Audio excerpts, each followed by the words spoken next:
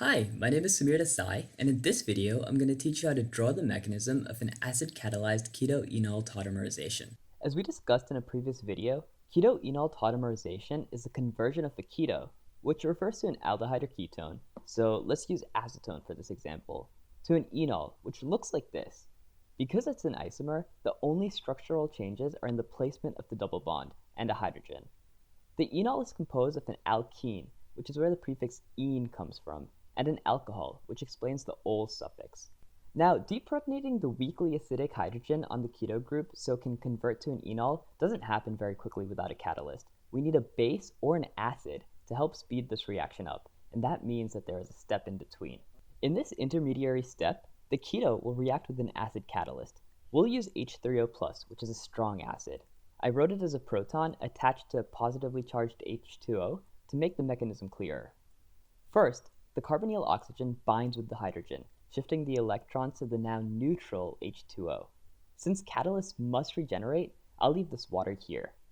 The resulting intermediate is very similar to the ketone, but with a hydrogen bonded to the positively charged carbonyl oxygen.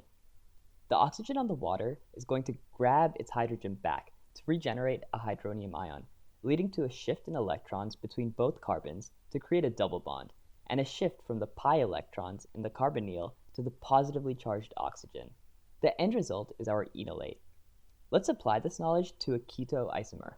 Here we have a ketone, and we are asked to draw the mechanism for acid-catalyzed keto-enol tautomerization. Again, to see the acid more clearly, let's rewrite it as a hydrogen bonded to a positively charged water. This mechanism will go through 3 steps. First, a proton binds to the carbonyl oxygen.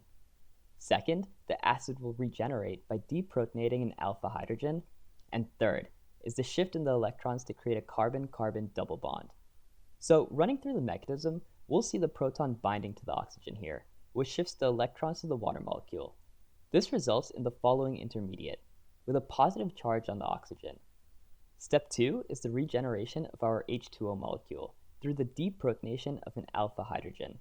Notice there are no alpha hydrogens on this carbon since it is bonded to 4 carbons. So one of the alpha hydrogens on this carbon will be protonated.